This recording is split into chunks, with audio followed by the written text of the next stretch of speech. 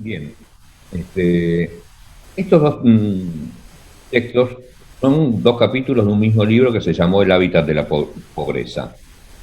El hábitat de la pobreza es un libro agotadísimo, este, que editó el programa Arraigo. Si algunos se acuerdan lo que era el programa Arraigo, era un programa este, de erradicación de lotes, o sea, de regularización dominial. Era un programa de regularización Ah, dominial sí. este, que se mantuvo durante muchísimo tiempo, pero bueno, en un convenio con ellos, y entonces el texto tiene ese contexto, está hablando, está haciendo teoría en medio de un libro que habla sobre la pobreza y sobre el tema de las villas, fundamentalmente estaba orientado a villas, y es un libro escrito por arquitectos y para arquitectos. Con lo cual, esa es una de las primeras observaciones que de lo que salía, de lo que decía Gabriela. Entonces aquí, para un arquitecto, el programa de necesidades, o sea, en los usos y costumbres de los pasos de la arquitectura, es justamente el programa de necesidades, luego el proyecto y después la obra, pero la obra se refiere a la obra en construcción, a lo que ustedes conocen como la obra en construcción. Este, yo creo que el proceso es generalizable para cualquier práctica del diseño, pero debe sufrir, y nunca nadie tomó el desafío, debe sufrir sus transformaciones para eso, sus adaptaciones. En cambio, la segunda parte, esto de las tipologías, se da también en el marco, estamos hablando de la década del 80, donde la moda en la arquitectura o la vanguardia en la arquitectura, plena posmodernidad en la arquitectura, era las tipologías, era la idea de las tipologías, pero entendidas como, este, como o sea, la forma de las cosas, la forma de los edificios, donde el mayor paradigma en ese momento era Aldo Rossi. Y muy ¿Era mal qué? interpretado, como Aldo Rossi. Este, Era muy un, mal, muy mal interpretado. era Perdón, un, siga. ¿Mm? Aldo Rossi era un, No, era un arquitecto italiano, es el teórico de la posmodernidad. Había dos grandes libros en ese momento, era el de Aldo Rossi, no me acuerdo exactamente, no sé qué, de la ciudad, y por el lado norteamericano, Robert Venturi con Complejidad y Contradicción de la Arquitectura. Eran los dos paradigmas, pero el que estaba por el lado de las tipologías era Aldo Rossi, y acá, como siempre se interpretaba muy berretamente la teoría de Aldo Rossi. Eh, bien, un, ¿Quién lo tomó acá? Aldo Rossi, por ejemplo, Tony Díaz, el arquitecto Tony Díaz, para que alguno de ustedes conoce Santa Fe, Sí. No. sí, ¿sí? El barrio Centenario lo ubican, sí. ¿sí? Ahí cerca de la cancha de Colón, si no me equivoco, ¿no?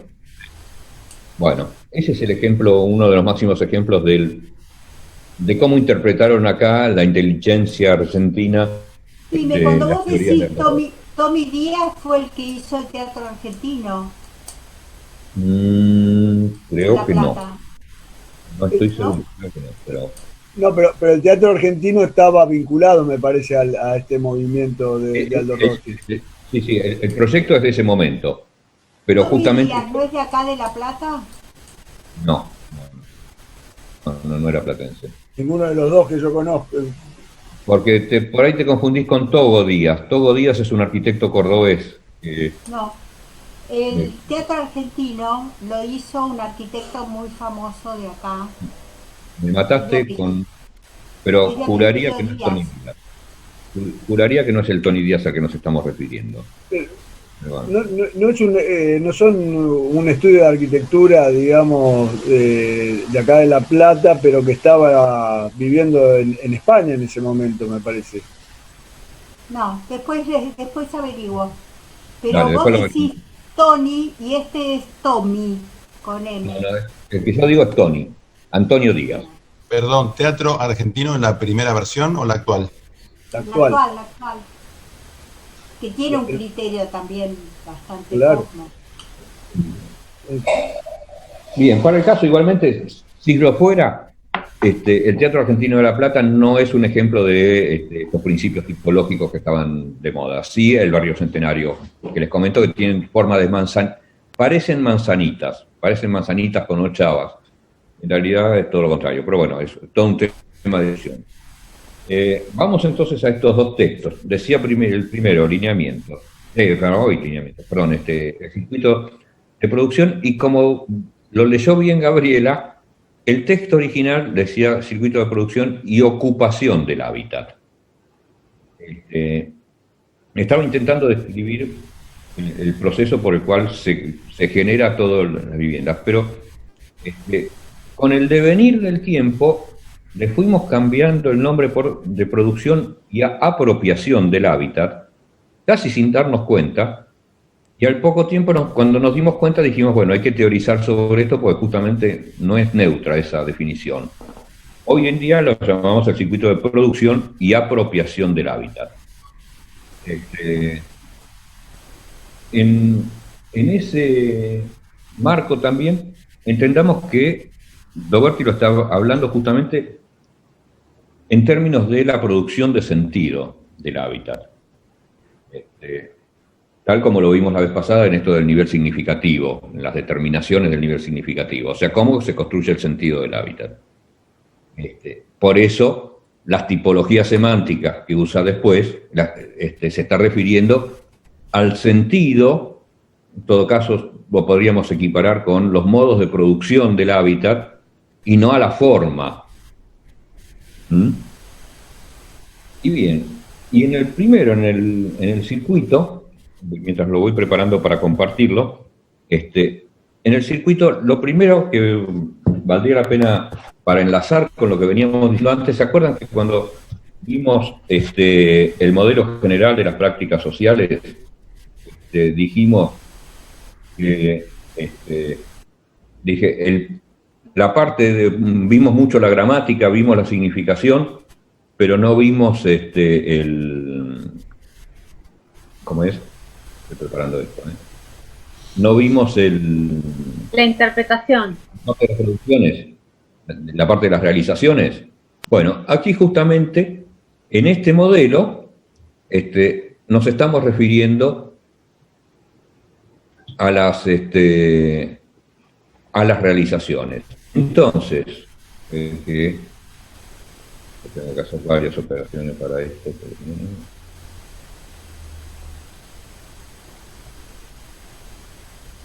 Entonces, como podemos ver, lo recuerdan, había producciones y había procesos, ¿no es cierto? En este modelo, las producciones son estos puntos, estos nodos. Cada uno de estos nodos es una realización. Y cada barra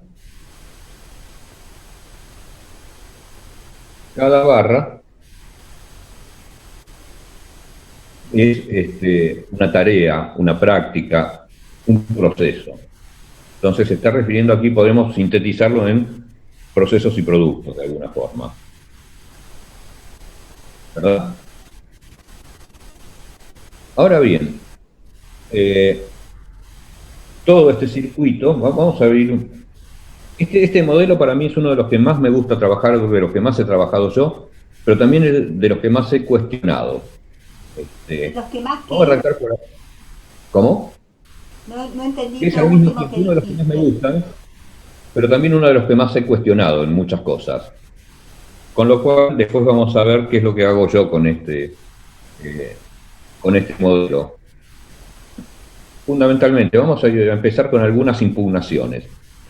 En este caso, lo que decía, los nombres de las tareas y los nombres de los productos de esas tareas, de las realizaciones de esas tareas, son propios de la arquitectura, no necesariamente de cualquier otra práctica, podría decir. O sea, en el diseño industrial sería distinto y en el diseño artístico sería otro, probablemente.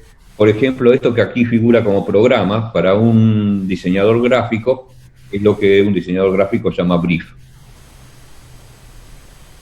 para ubicarnos. Cada disciplina tiene un nombre para estas tareas, pero no,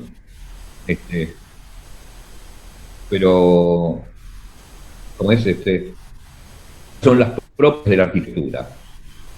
Pero sí lo que es claro es el esquema de un circuito que recircula, que tiene, a ver, algo que también deberíamos agregarle a esto, que está puesto en la flecha, pero digamos que tiene, que tiene una dirección, tiene un sentido de circulación.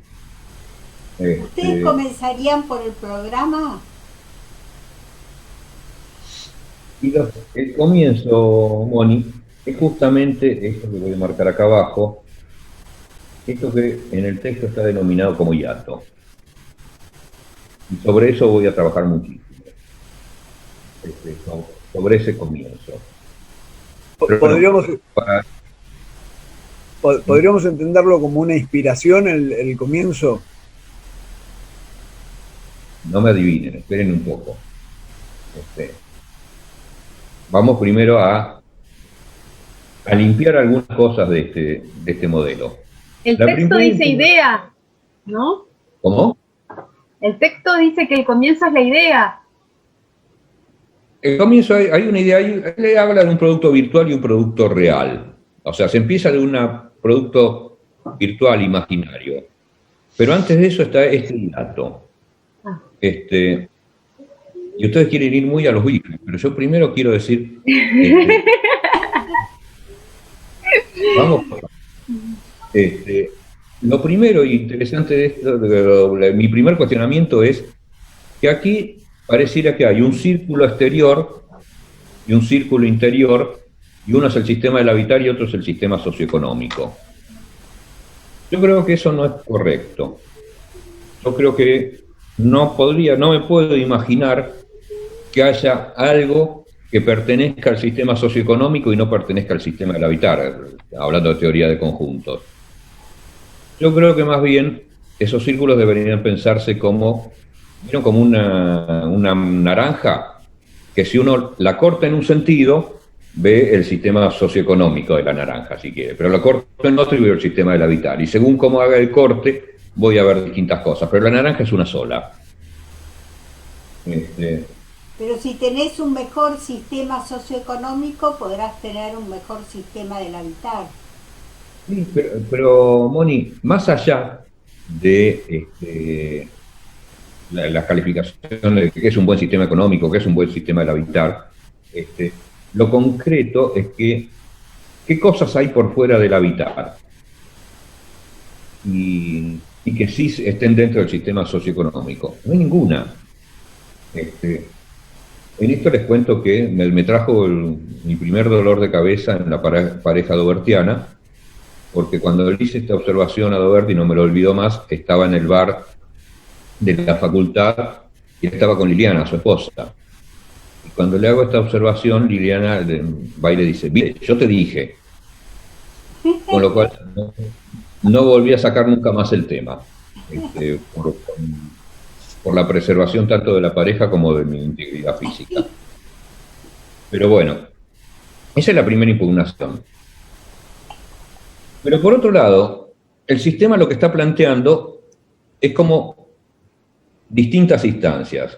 Hay un sector, que es el sector propio del proyecto, todo el sector de la izquierda, que es el propio del proyecto. Perdón, entonces podríamos decir que en vez de ser dos círculos así concéntricos, que uno nuclea al otro, que sean dos círculos que se superponen del mismo tamaño. Sí, o podríamos sacarlo directamente y trabajar, yo prefiero sacarlo y trabajar directamente con el... Vamos a tratar de hacer acá. Yo prefiero trabajar directamente, yo prefiero trabajar con el circuito a secas. Voy a intentar. Es muy difícil dibujar y mantener el pulso con Sin los círculos. Te sale muy bien. No, a mano alzada con el mouse. Te sale muy bien. No, digo, el circuito sin los círculos. Sin el círculo de... Exactamente, porque distraen. Bien. Yo creo que distraen. Ahora bien, tenemos un sector que estará a la izquierda, decíamos que era del proyecto, y el otro sector que es donde se construye el sentido del proyecto. O sea, vamos a ver, claro. Volvé arriba que nos olvidamos de los círculos. Bueno, dale. Así no te complicás. De acuerdo. Más fácil. Bueno, decía entonces que tenemos un sector y el otro sector, donde uno sería el de la producción y el otro el de la apropiación.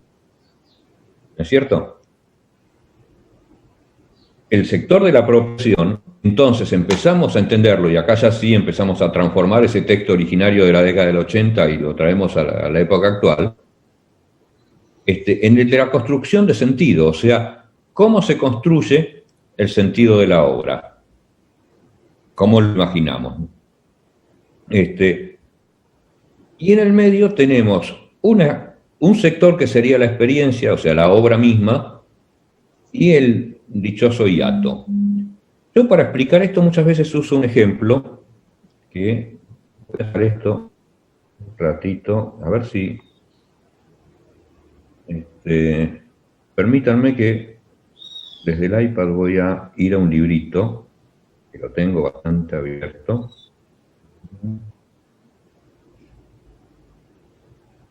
Y para esto prefiero contarles un cuentito de Fontana Rosa. Perdón, ¿puedo meterte un bocadillo como el que vos le metiste a Doberti? No, como no está tu esposa, no tengo problema en que... Dale nomás. Según el modelo artístico, ¿no? En el momento de la producción también se da el sentido, no solamente en el de la apropiación o de interpretación. No sé por qué lo separás tanto, porque en la producción, en el programa, en el proyecto, en la idea, también se da sentido, ¿no? A ver, Mónica. se da intención desde el autor, me parece, pero no... Estás muteada, Mónica. Parece que Juan Pablo está apuntando a la apropiación por parte del usuario. Estoy hablando por la apropiación, justamente, porque cuando hablamos de sentido, estamos hablando del sentido imperante que otorga la socialidad. Estamos hablando de esa dimensión de cuando que da la circulación social. La intención del autor es una cosa, obviamente, que intenta darle algún sentido, intenta orientar el sentido, pero esto solo se verifica justamente en la experimentación, en la evaluación. Yo por eso prefería, con este cuentito de Fontana Rosa, que me parece maravilloso, ver cómo es el proceso de diseño, y después entramos a charlarlo. Me parece a veces que usar un ejemplo de este tipo es más claro. Sí, dice, después, una sola cosa, Gabriela, muy parecido a lo que dice Kusch respecto de la apropiación de la comunidad de la obra. Sector cultural. Exactamente, es que justamente el sentido, los símbolos, la significación se lo da la circulación comunitaria del sentido. El manipuleo, decíamos la vez pasada con los pastores, ¿no? Cuando está en juego en la sociedad. Mientras tanto, puede ser algo propio, un interés a verificar proyectistas, sea quien sea. Pero bueno, esto le pasaba a Gog y Mpug, los personajes de este cuento. Dice, ese día Mog llegó a la caverna temblando de excitación. Grog y Mpug descubrieron el fuego, fue lo primero que dijo sentándose en una roca. Mpug, su mujer lo miró, dejando de castigar con un palo la carne del saurio. Esos dos siempre haciendo locura, fue lo único que comentó. Es algo maravilloso, se entusiasmó Mog, algo que cambiará nuestras vidas. ¿Y qué es?, preguntó Mpug. abandonando su labor. Mogg la miró largamente, frunciendo aún más el entrecejo pronunciado. Luego hizo unos gestos con las manos, se puso de pie para ayudarse con la mímica. Es alto así, indicó con una mano casi al nivel de su cadera, pero no siempre, se apresuró a aclarar. A veces más, a veces menos. ¿Qué clase de animales?, preguntó ofuscada un Pug. No hay ningún animal que a veces sea de una altura y a veces de otra. Es que no es un animal, le contó Mogg. ¿Y qué es? Mogg pensó, transpiró, se rascó la cabeza. ¿Es una piedra?, trató de afirmar un Pug. ¿Una roca? No, se mueve, afirmó Mogg. ¿Se mueve y no es un animal? Mogg negó repetidas veces con la cabeza. No es un animal. Es agua, aportó un Pug. El agua se mueve. Mogg la miró, dijo, no es agua. El agua se puede tocar, el fuego no se puede tocar. Un Pug se sentó perturbada. ¿Y por qué no se puede tocar? Es un animal, entonces, un animal peligroso que se puede tocar. Mogg pegó furiosamente, repetidamente con la planta de su pie derecho contra el suelo. No, gritó. Los animales caminan, hacen ruido, hablan. El fuego no hace ruido. ¿Qué es entonces?, se exasperó Jean Pug. Y Mogg se torció una oreja. Es rojo, dijo. Rojo, sí, rojo. Y no se puede tocar porque lastima los dedos. El rostro de Pug mostraba cada vez más confuso. Es un árbol, aventuró. ¿Un árbol de espinos que pincha? No. ¿Pero qué es entonces? Si no es ni un animal, ni una piedra. Es fuego, simplemente. Giró por la caverna Mogg con sus brazos abiertos. Eso es, fuego. ¿Y qué es el fuego? Es lo que descubrieron Grog y Boo. Eso es. Un Pug lo miró un instante como para decirle algo. Luego sus hombros se abatieron, se puso de pie y volvió a tomar el palo. Está bien, Mogg, dijo casi en un susurro. Está bien, ¿para qué le vamos a seguir discutiendo? Siempre pasa lo mismo con vos. Un Pug, el fuego es algo nuevo, trató de interesarla nuevamente Mogg. No es agua porque el agua es fría. El fuego es caliente, caliente como el sol cuando pega en una piedra, como el abrigo de la piel. No es roca porque se mueve y porque uno puede ver a través de él. No es. ¿Puedes ver a través de él? Giró hacia Mogg, abandonando por un momento sus golpes sobre la carne en Pug. ¿Puedes ver a través de él y no es agua? Te he dicho que no, Pug, te digo que no. ¿Cómo puede ser que no entiendas? Un Pug aceptó un tremendo palazo sobre la carne. Está bien, Mogg, está bien. Yo nunca entiendo nada, la bestia en Pug no entiende nada, está bien. No es un árbol tampoco, prosiguió Mogg, porque está bien, continuó golpeando la carne en Pug. No me expliques nada que no entiendo, soy muy bruta para entender una cosa tan simple como el fuego. Mogg se golpeó con las manos contra los muslos. Otra vez elevó sus ojos al cielo. Ya empezamos otra vez con lo mismo. Yo solo sirvo para estar metida acá adentro, siguió hablando para sí misma Pug. Es para lo único que sirvo. Para lo único que sirve en Pug es para eso. Mogg dio un par de vueltas por dentro de la caverna, nervioso, y luego se apoyó contra una de las rocas de entrada. Grog y Bug dicen que el fuego servirá para cocinar, dijo. Ahora sí. Bug lo miró. ¿Para cocinar?, dijo despectiva. Sí. ¡Ja! ¿Por qué te ríes? No saben ni siquiera lo que es el fuego y dicen que servirá para cocinar. Ellos saben lo que es el fuego, afirmó Mogg. Ellos lo descubrieron. ¿Y si ellos sabían lo que era? Pug se volvió hacia Mogg y puso su mano en la cintura. ¿Por qué no les preguntaste qué era? Mogg la miró haciendo rechinar sus dientes sin saber bien qué responder. Porque yo estaba ahí viéndolo. No tenía por qué preguntarle que era una cosa que estaba mirando frente a mí. Si tú estás viendo un glitodonte, no le preguntas a nadie qué es eso. Sabes que es un glitodonte. Muy bien, aprobó irónica Pug. Entonces, ¿qué es el fuego? Yo sé qué es, bramó Mogg, pero me cuesta explicarlo y no les pregunté a Grog y Pug porque sabes bien que no les gusta hablar sobre lo que descubren. Sí, chilló Mogg, no les gusta hablar, pero afirman que eso servirá para cocinar. ¿Y qué servirá? Grog dice que el pescado, por ejemplo, sabe mucho mejor puesto en el fuego. Pug lo contempló. ¿Y qué, ahora sabe cocinar, Grog? Mogg esbozó un vistazo de duda. No sé, pienso que sí. Un cazador, un guerrero y sabe cocinar, agudizó Mogg. No es un cazador, es un descubridor. ¿Descubridor? Grog se rió Pug. ¿Por qué lo llamas descubridor? Porque lunas atrás encontró una fruta desconocida que casi nos enferma a todos y ahora descubre esto que cuentas y ni siquiera sabe qué es. Sí sé lo que es, se plantó Mogg en medio de la caverna. ¿Y qué es? Es un color. ¿Un color? Sí, un color. ¿Cómo un color? Sí, un color, pero el color solo, salido de la cosa que puede recubrir. Miren, explicó Mogg, todas las cosas tienen color. Tú lo sabes, las plantas son verdes, algunos animales son marrones, el cielo azul, bueno, el fuego es el color rojo pero sin nada debajo. El color solo. ¿Has visto la sangre? Bueno, es roja. Si la sangre le sacas el color, se quedan dos cosas, la sangre por un lado y el color rojo por el otro, como si le sacases la piel de un sauto. El fuego es la piel de la sangre.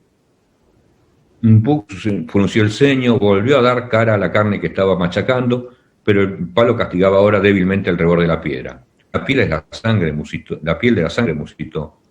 Por eso se mueve, como se mueve la sangre, si la has visto correr por el piso. Y es transparente porque es un color, pero también es transparente el color celeste del agua y del cielo. De lo contrario, no veríamos a través de ellos. ¿Y por qué no me lo dijiste antes? Puck. Mog se cogió de hombros. Y Grog y Puck me habían dicho que no lo contara a nadie. ¿Y por qué? No sé. Haber descubierto un color no me parece tan importante, dijo Puck. Mog se marchó hacia el fondo de la caverna. Grog y Puck no le habían dicho absolutamente nada, pero a Mog le molestaba quedar como un ignorante frente a su mujer. Este cuentito de Fontana Rosa, justamente me está hablando de este proceso del circuito. O sea, lo que hicieron los amigos de Mog es lo que está del lado celeste del cuadro, es el proceso de proyecto y producción, en este caso del hábitat, y el diálogo con su mujer es lo que está del otro lado, del lado de la apropiación. Es la construcción del discurso acerca de la cosa. Con lo cual, tendríamos un primer instante, llamémosle en este caso de los cavernícolas, sería más claro, un primer instante de pura naturaleza, del encuentro del hombre con la naturaleza. Un proceso de transformación de esa naturaleza. Desde el proyecto lo definimos como, esto si quieren anotarlo como definición, la prefiguración de una transformación y del camino para materializarla. Ese camino es todo esto, es la tematización, el programa, la planificación, hasta llegar al proyecto, que es esa materia, digamos, es el conjunto de planos que definen la cosa futura. Después de ahí hay como una zambullida en el proceso de la obra, que es la construcción, la materialización de eso, ya no es proyecto, es efectivamente producción, y la obra en sí, yo lo digo como es otra experiencia, es otra naturaleza, es entrar en algo desconocido nuevamente. No sabemos, no tenemos opinión, no tenemos significación cuando entramos en un edificio, pongamos por caso, y si bien es cierto que en muchos edificios, por ejemplo, la propiedad horizontal es muy fácil de identificar, podríamos pensar en edificios que no fuera así. La Ópera de Sydney o la Biblioteca Nacional requerirían todo esto, que empieza después. Primero la utilización, el uso, luego la evaluación, y luego la retematización. Ahí nuevamente podemos volverla a este sistema de significación que es el habitar y el hablar. Y ahí es donde realmente llegamos al producto real. El producto real es el producto tal como circula en nuestra sociedad. Ahora bien, algunas observaciones sobre esto. Pareciera que acá tenemos como tres instancias iniciales de naturaleza. Tenemos primero, voy a usar otro colorcito.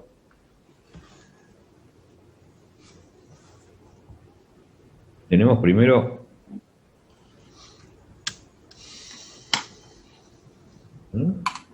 bueno, algo le pasó a esto que no. Ahí vamos de nuevo. Bueno, algo le está pasando a este aparato que no sé por qué hace estas cosas y no lo que yo quiero.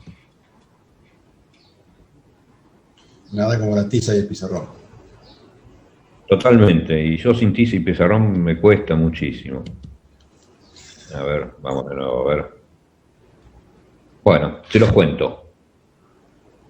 Digamos, ahí abajo está lo que llamaríamos, donde dice producto virtual, y donde está ese hiato, es el momento en el que estamos en primer contacto con la naturaleza. Recuerden aquello que decíamos de Ortega y Gasset. El hombre es el único animal que no tiene un hábitat que debe modificar su entorno, su hábitat para poder subsistir. Es esa instancia de encuentro con lo natural. Así sea natural como la naturaleza virgen, como el mundo al que arribamos, en donde está todo naturalizado. El mundo como lo conocemos, desde el seno familiar y materno y qué sé yo, es el mundo naturalizado. Es una naturaleza de carácter equivalente a aquella vieja naturaleza de los cavernícolas del cuento. Se da todo este proceso de producción, de proyecto y producción. Entramos en la obra donde también es pura experiencia. La obra, el primer contacto con la obra no está tamizado ya por ninguna opinión aún. Y luego, nuevamente la construcción de sentido para llegar que es la que construye esa naturalización que decíamos al principio, el mundo naturalizado como lo conocemos. Se llega al producto real en el punto tal en que este nivel de significación pasó a ser justificación, de acuerdo a lo que veíamos en la reunión pasada. Donde ya se ha construido el sentido y se ha aceptado por todos. Ahora bien, esto también, yo soy insistente, me vecino en tratar de ver si esto me... No, sigue sacando segmentos rectos que no sé por qué lo hace. Fíjense ahora que yo les pregunto a ustedes, ¿cómo nos enseñaron a todos cómo es el proceso? Si tuviéramos que organizar el tiempo, ¿cómo dirían ustedes que es el tiempo? ¿Cómo se organiza? ¿Cómo se estructura el tiempo tal como lo conocemos? Nos lo enseñaron lineal. ¿Y cómo sería? ¿Lineal y cómo? Y progresivo. A ver, ¿qué viene primero? ¿El huevo y la gallina? ¿O? Pasado, presente y futuro. Exactamente. Ahora, fíjense cómo está estructurado este modelo.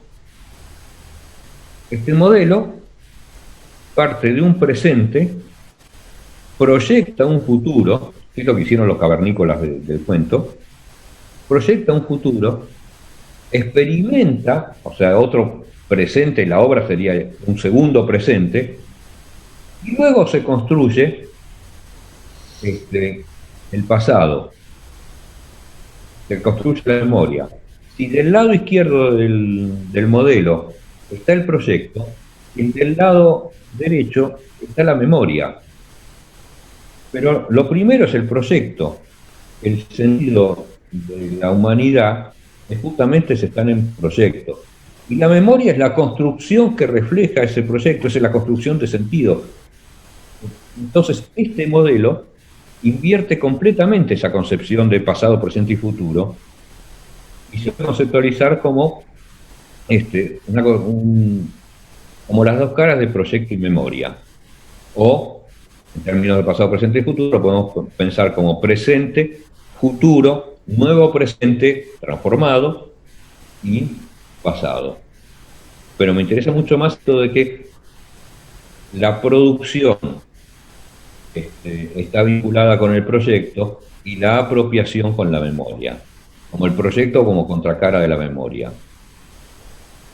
Ahora bien, voy a dejar de compartir para poder verles las caras a ustedes. Dije antes que lo interesante de este modelo era justamente el hiato, ese espacio vacío que está, porque algo tiene que ser el motor de esta circulación y recirculación permanente de sentidos. El hiato ahí no es entendido como en el caso de... en alguna época, cuando yo también empecé a estudiar, se decía algo de... En el proyecto de diseño había como una caja negra, se la mencionaba, en la cual había que tratar de... O sea, donde sucedía algo en la cabeza de los diseñadores, de los proyectistas, algo que no tenía que ver con el campo racional, sino algo observado, y que el proceso de diseño lo que trataba de hacer era acortar los márgenes de esa caja para que ese proceso de la caja negra sea lo más breve posible, o lo más chico posible, y que se hubiera todo más cerca de la racionalidad. No es este el caso. Acá el hiato, ese espacio vacío, podríamos asimilarla, si quieren, ahora voy a entrar en el campo psicoanalítico, pero para mí es un malestar. Algo nos tiene que parecer del mundo que está mal para que nos empecinemos en transformarlo. Cuando terminamos de hacer todo ese circuito de apropiación, cuando tenemos el mundo construido tal como es, no nos gusta. Esto del deseo insatisfecho, llámenlo, si quieren. Hay algo que nos parece... Claro, la falta, el deseo. Bien, justamente, estoy hablando de eso, pero como justamente a mí me gustaba esto de la palabra malestar, había algo en la naturaleza que nos parecía mal, y como me di cuenta que le estaba choreando a Freud, agarré y dije, bueno, voy a tener que volver a leerlo. Yo había leído El malestar en la cultura, pero hacía mucho tiempo. Y lo volví a agarrar con ojos nuevos, en El malestar en la cultura de Freud.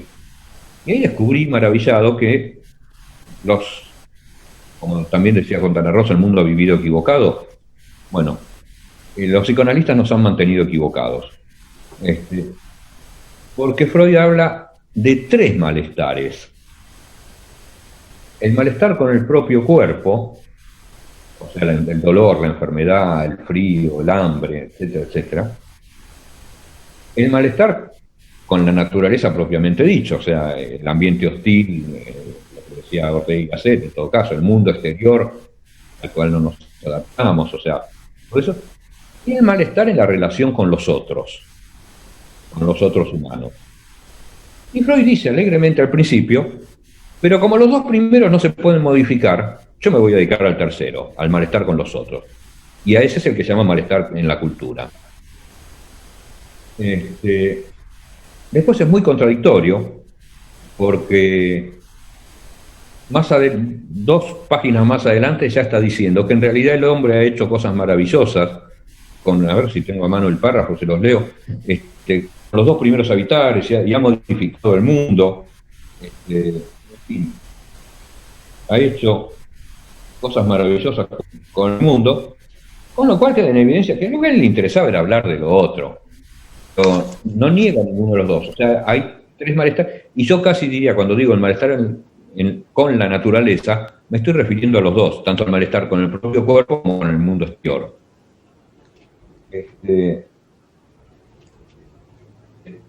Lo que el hombre ha conseguido mediante su ciencia y su técnica sobre esta tierra, donde emergió el comienzo como un animal deble y donde cada individuo de su especie tiene que ingresar de nuevo como un lacante desvalido. Este patrimonio puede reclamar él como adquisición cultural. En tiempos remotos se había formado una representación ideal de omnipotencia, de una sapiencia que encarnó a sus dioses. Le dio todo lo que parecía inasequible a sus deseos, le era prohibido, etc. Entonces ahí, perdón. Hay un párrafo donde...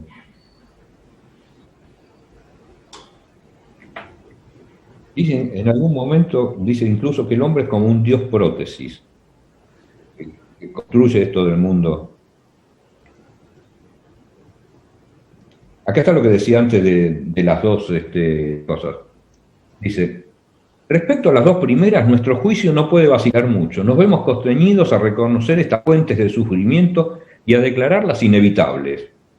Nunca dominaremos completamente la naturaleza. Nuestro organismo, el mismo parte de ella, será siempre una forma perecedera, limitada en su adaptación y operación.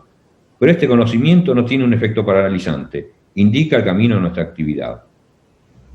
Y después, distintos en nuestro camino en cuanto a la tercera.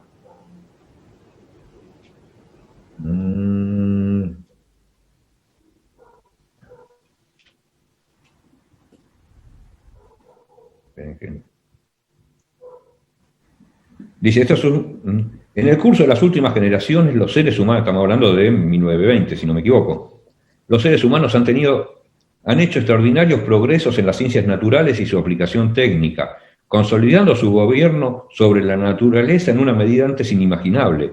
Los detalles de estos progresos son notorios, huelga pasarles revista.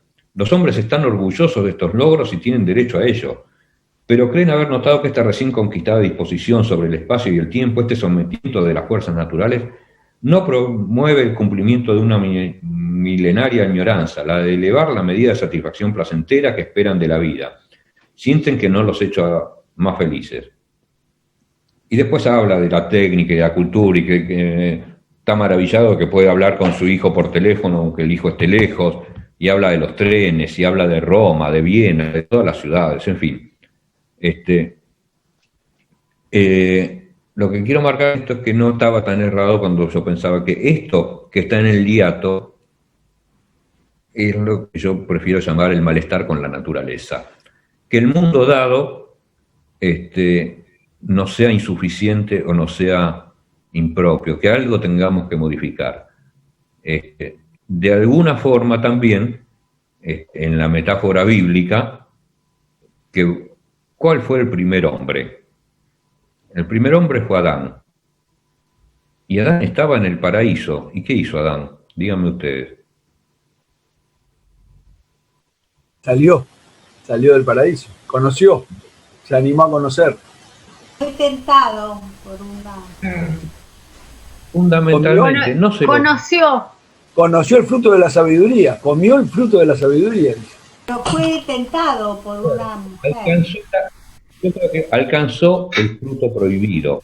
O sea, el mundo era maravilloso. Dios le dijo, acá tenés todo, vos y Eva, acá tienen todo lo que quieran. Esto es el paraíso. Todos sus deseos. Lo único que les digo, no me coma esta fruta. Que la del conocimiento. No. Que la del conocimiento, ¿no? Casualmente. La podemos subir así. Pero él no se bancó el mundo como estaba. Tuvo que ir a tomar el fruto prohibido. O sea, basta con que hubiera algo que no estuviera a su alcance para que él fuera a buscarlo. Yo creo que ese es el inicio de todo el proceso de proyecto y de transformación, de la condición humana. Le costó carísimo. Fue expulsado del paraíso. Pero justamente fue, en términos de la naturaleza, es ir a buscar aquello que no puedo alcanzar. Aquello que no está a mi alcance, yo tengo que ir tras ello. Yo creo que ese es el gran movimiento y el motor de la humanidad, y tiene que ver con el habitar esto. Cuando decimos el mundo tal como está dado no es suficiente, no está bueno, es cuando inicia todo el proceso de transformación y cuando inicia la cultura. Decimos al principio que las hormigas y las abejas repiten el mundo tal como es siempre y siempre y siempre igual circularmente, no lo transforman.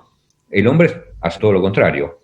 Y por eso me parece que ahí es donde este texto de el circuito de producción y ahora sí apropiación, o bien el circuito de proyecto y memoria, me parece que es completamente revolucionario e interesante. Más allá del operativo que pueden ser el largo de las barras o el grosor de los nudos y cada una de las tareas y cómo se llaman las tareas.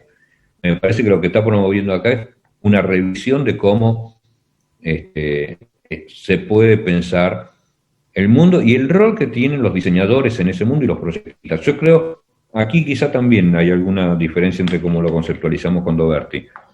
Él cree que de cualquier forma la profesión de arquitecto y de diseñador otorga un rasgo distintivo. Yo creo que todos los hombres somos proyectistas.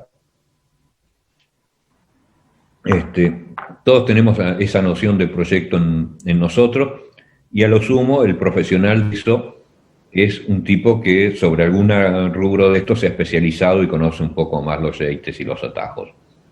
De tipo más con alguna expertise más. Pero creo que es propio de la condición humana, esta condición de proyecto, de estar en situación de proyecto. Y sobre eso, sobre si quienes producen o no producen los proyectos, vamos a verlo en el bloque que viene, cuando entremos en esto de los ejes semánticos. No sé, sobre esto, sobre el circuito, ¿qué les parece? ¿O prefieren debatimos cuando abrimos el próximo bloque? Yo ahí con eso que decías del fruto del árbol prohibido, lo utilizo para señalar que el conocimiento es inversamente proporcional a la felicidad, ¿no? El paraíso como la felicidad, en el cual solo tenés que vivir como abeja, pero esta inquietud por conocer esto que vos pones en la prohibición, lo lleva a conocer. Mira, improvisando sobre tu observación y sobre la relación entre proyecto y conocimiento en esto, me parece muy interesante, porque me parece que justamente lo que estamos diciendo es que no hay conocimiento posible sin práctica social de transformación. Claro. Solo en el momento de transformarlo tomamos conocimiento. Lo otro será adoctrinamiento, será, o sea, la aceptación pasiva sin voluntad de transformación, yo no la llamaría conocimiento. Claro. Incluso en ese momento yo lo pondría como una nueva producción de sentido. O sea, en el momento del diseño o de la proyección hay una producción de sentido necesaria para el desarrollo del diseño.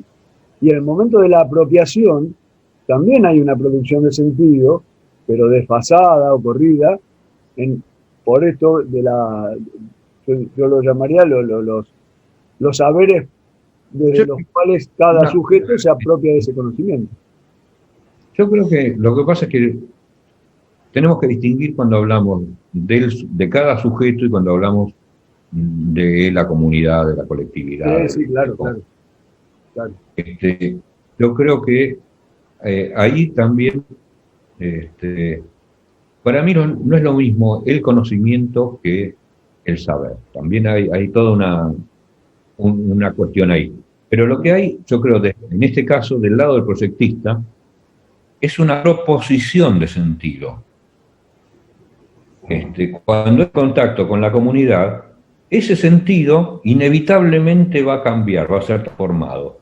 Y se convierte en el sentido social y se convierte en algún punto en el sentido común, donde deja de ser una teoría o un proyecto y empieza a ser esto que dice ahí, el producto real, ¿no? La cosa real, el sentido de realidad. ¿Vieron que dice Doberti en Fundamentos? Dice muy claramente, no existe noción de realidad y de verdad por fuera de las prácticas sociales. En el ejercicio de las prácticas sociales es donde se consolida el sentido. Entonces, muchas veces le pasa al proyectista que su proyecto no es entendido como él esperaba. Y la gente agarra y hace todo lo contrario de lo que él pensó. Y a veces eso es bueno y a veces no. A veces es un fracaso y a veces no.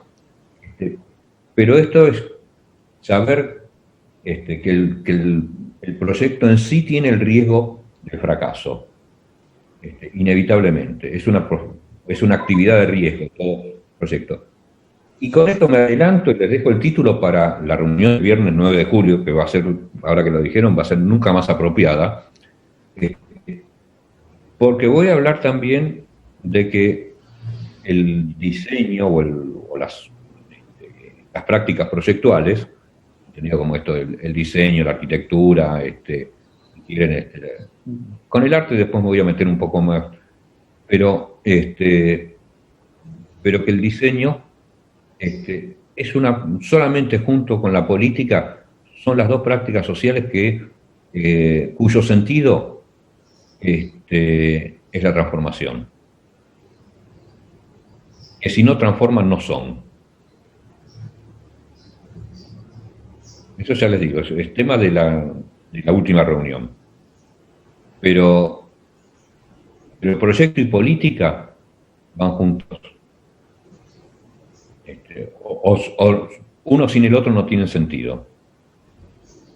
Pero bueno, me estoy adelantando, todavía tenemos que hablar de los ejes, las tipologías semánticas. Desde la estética contemporánea, no para desarrollarlo ahora, pero con Gabriela podríamos aproximarles cómo se ha conmovido ese sistema de la modernidad de las bellas artes. ¿Se acuerdan? El artista, la obra, el público, como un sistema, en cierto sentido, descontextualizado.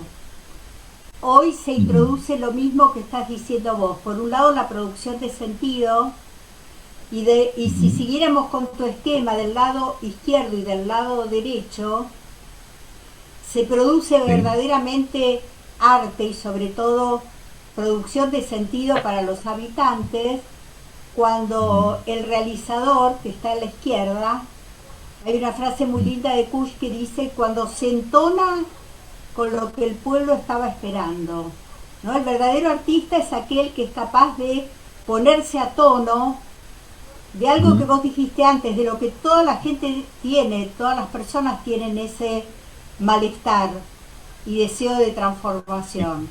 Entonces la obra que perdura en arte, entonces él pone como ejemplo el Martín Fierro, o yo podría decirles a ustedes, ¿se acuerdan los calendarios de alpargatas?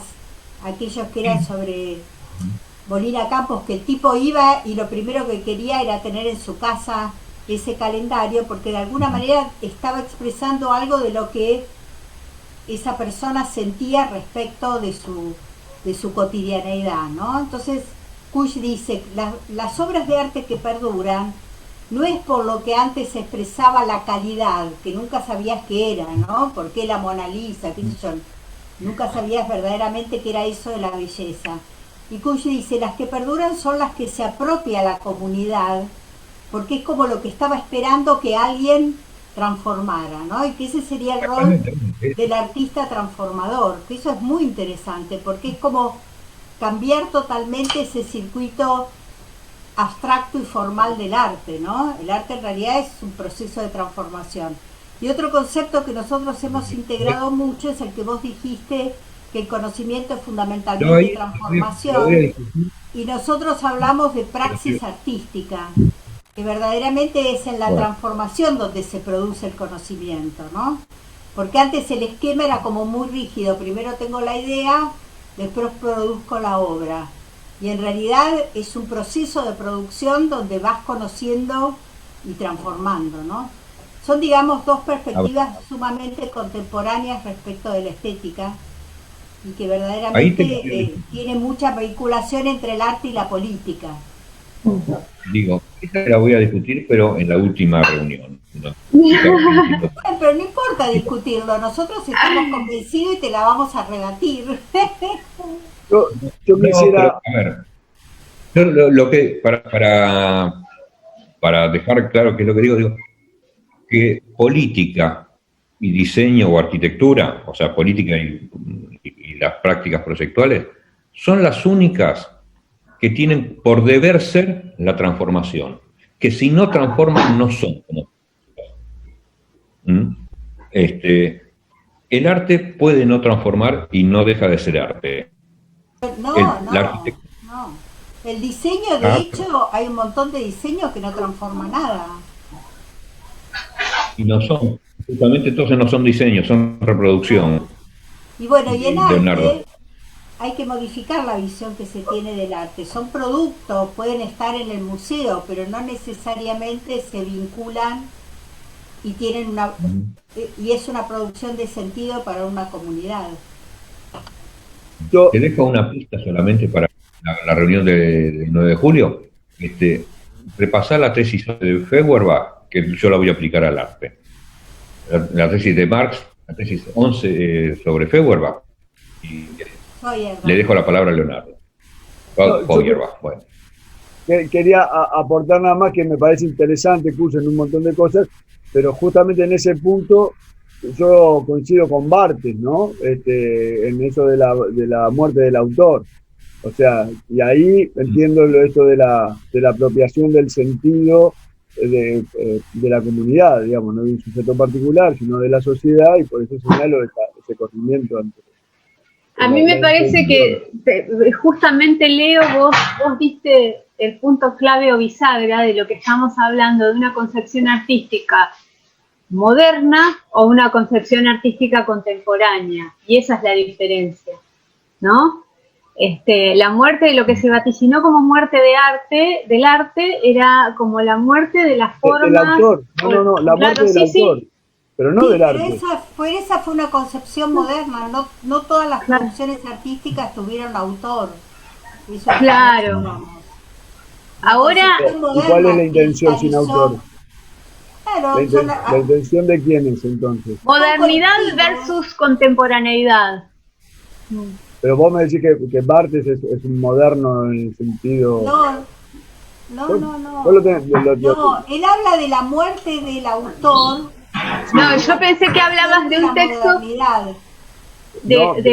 claro, de la muerte del arte, como porque es muy conocido ese concepto de la muerte del arte. Yo te entendí eso.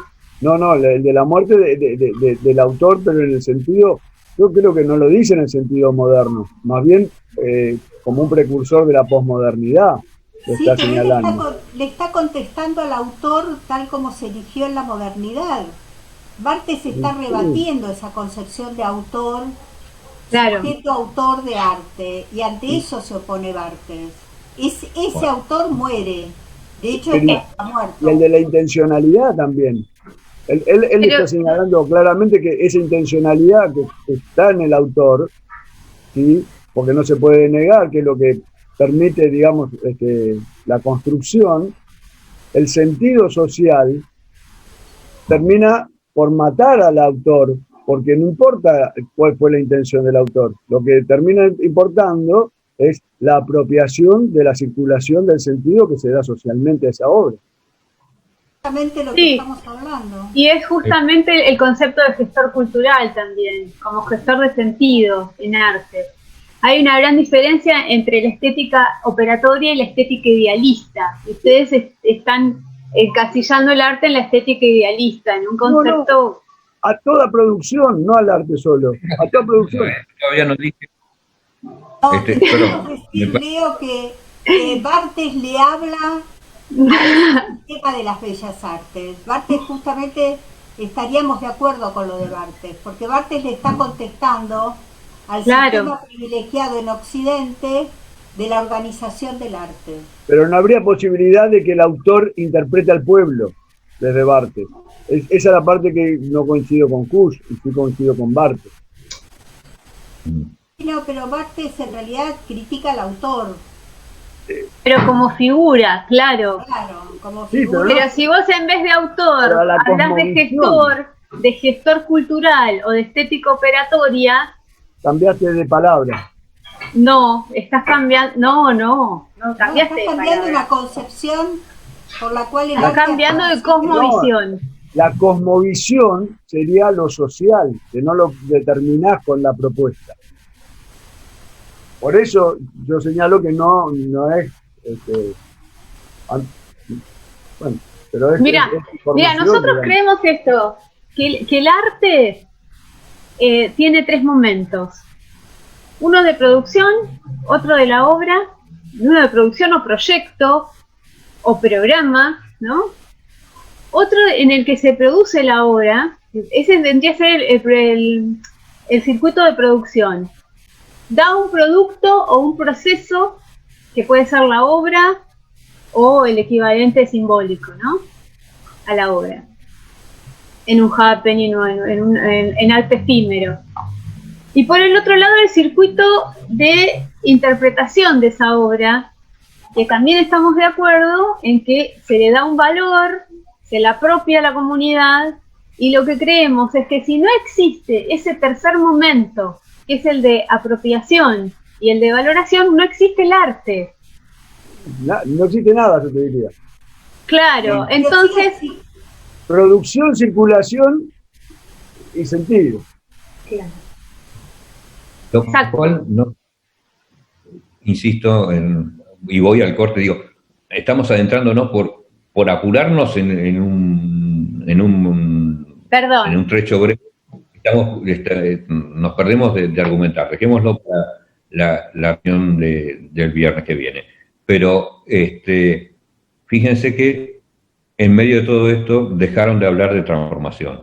Yo la única observación que hice es sobre la cuestión de la transformación del mundo. No sobre la apreciación, no sobre el autor, no, que son, me parece, obviamente posicionamientos particulares todo esto dentro de la construcción de sentido, dentro del proceso de apropiación de a qué cosa llamamos arte. Pero bueno, yo les propongo esto, hagamos un break de 10 minutos y volvemos con las tipologías semánticas, que me parece que también tienen tela para cortar y a las artistas les va a interesar también bastante. Bien. Ahí vamos a poder estar más de acuerdo, Gabriela, me parece. Dale. No sé. Vamos a ver. Nos tomamos y 25 volvemos. Dale. Ok. Me ha tocado una camada de alumnitos picante, me encanta. ¿Te referís a nosotros? Sí. Es un desafío que se le animen. No, está muy bueno. De cualquier forma. A mí Sí, no. Pensaba que si fueran 10 como ustedes, esto no lo terminamos nunca. Terminamos estresados. Terminamos estresados. Sí. No, a mí me encanta el seminario la verdad. Aparte, casi estaba a pedir de boca mío, porque yo, digamos, desde mi formación en comunicación, digamos, la palabra para mí tiene una representación importantísima. Y estoy en segundo año de profesorado de geografía. Así mira. que me interesa sobremanera, ¿no? Y bueno. Y después también, ¿no?, esta particularidad del signo ternario, ¿no?, que no tiene que ver con Saussure, pero sí tiene que ver con el que lo desarrolla, que es un cartógrafo. Y entonces, bueno, es como que junta todas mis inquietudes el seminario. Leo, qué interesante es cómo se estudia ahora la geografía. ¿Viste? Justamente totalmente distinta a como nosotros la aprendimos, ¿no? Totalmente distinto. Bueno, es que cambió la ubicación dentro del paradigma. Dejó de estar ligada a las ciencias naturales para pasar a ser una ciencia social. No solo en la Argentina, ¿no? Pero que es parte del proceso que estábamos hablando, digamos. Porque es medio como complicado en dónde ponemos la modernidad, la posmodernidad y las propuestas que surgen posteriores, ¿no? Porque es medio como, no sé, yo en esta experiencia que estoy haciendo en geografía, estoy como redimensionando lo situacional desde un lugar diferente a cómo se ve, por ejemplo, cómo se vio en mi época en periodismo, ¿no? O en humanidades, que por ahí yo también tenía más relación con gente de psicología, que de ahí llegué a entender la propuesta lingüística, ¿no? Pero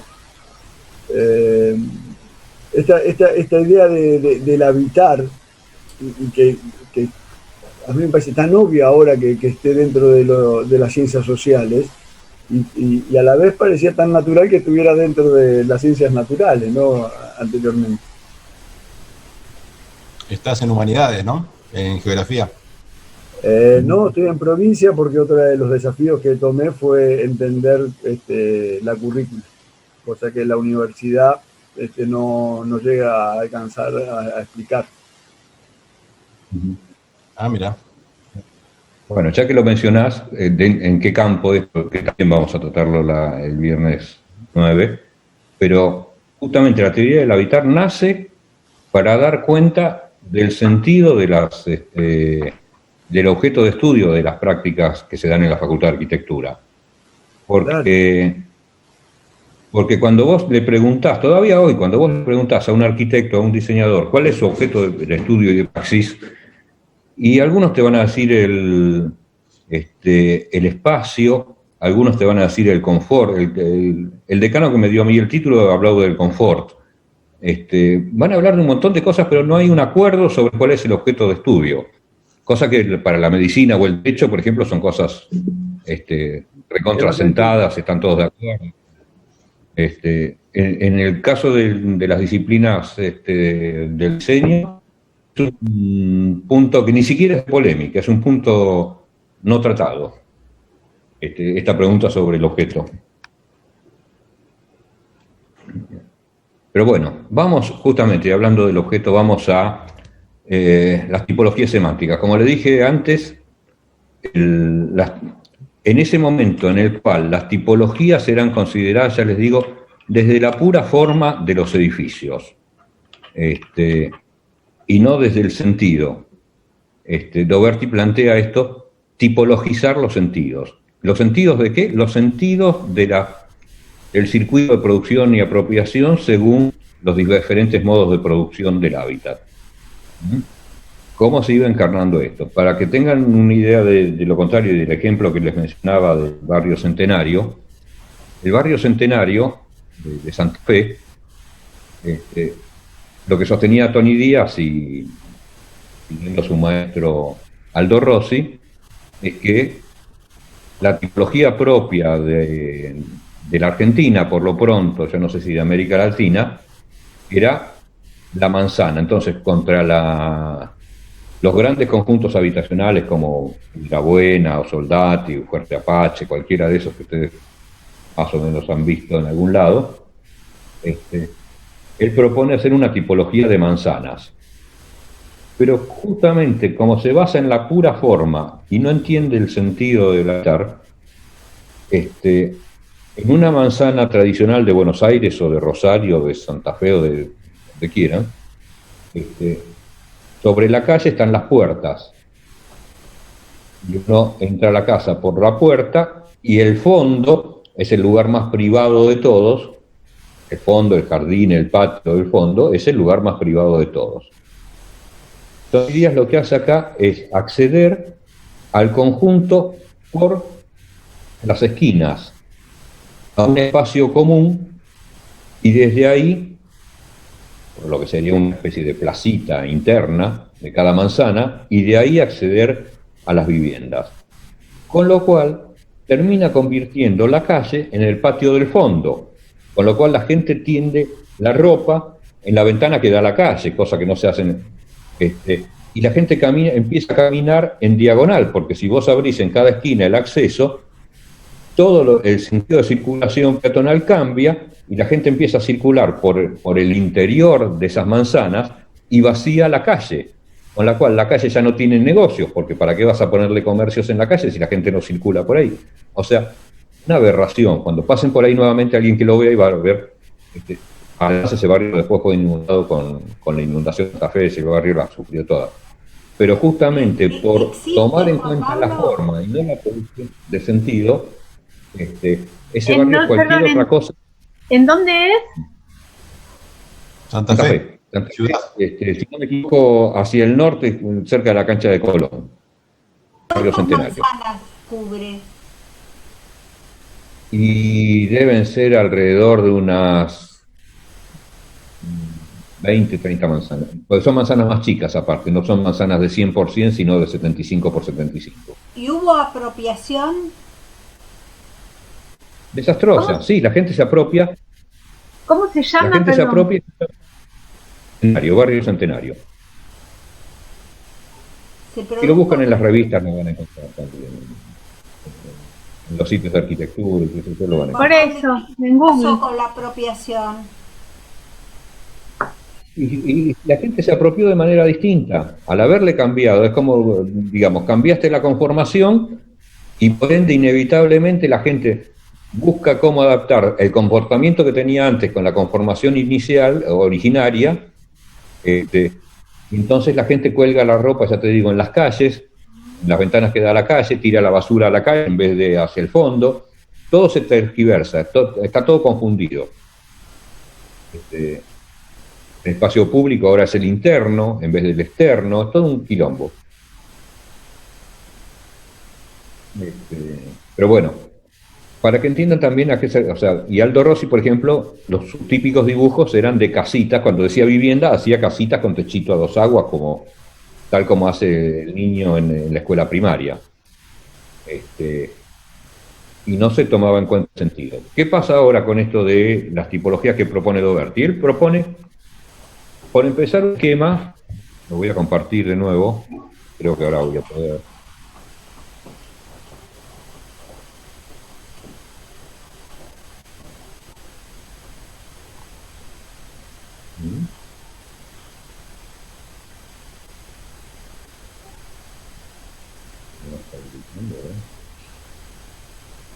Ahí.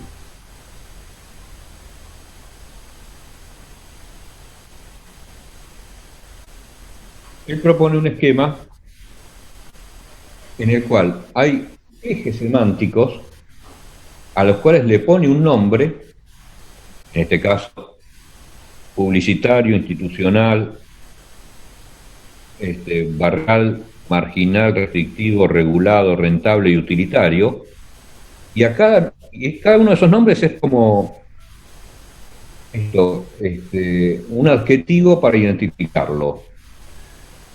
Con el hábitat, y entiendan esto, estas son tipologías propias para la arquitectura, lo que dije antes son propias para la arquitectura, no necesariamente para otras ramas del diseño y otras ramas de cualquiera de la producción, no necesariamente completas, puede ser que falte alguna, o que alguna sobre para otras prácticas, y puede ser también que en algún punto esté desactualizado, con referencia a lo que pasa hoy.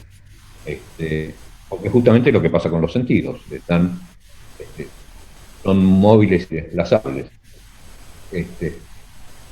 Debajo de eso pone justamente por dónde viene el sentido, para que se ubiquen.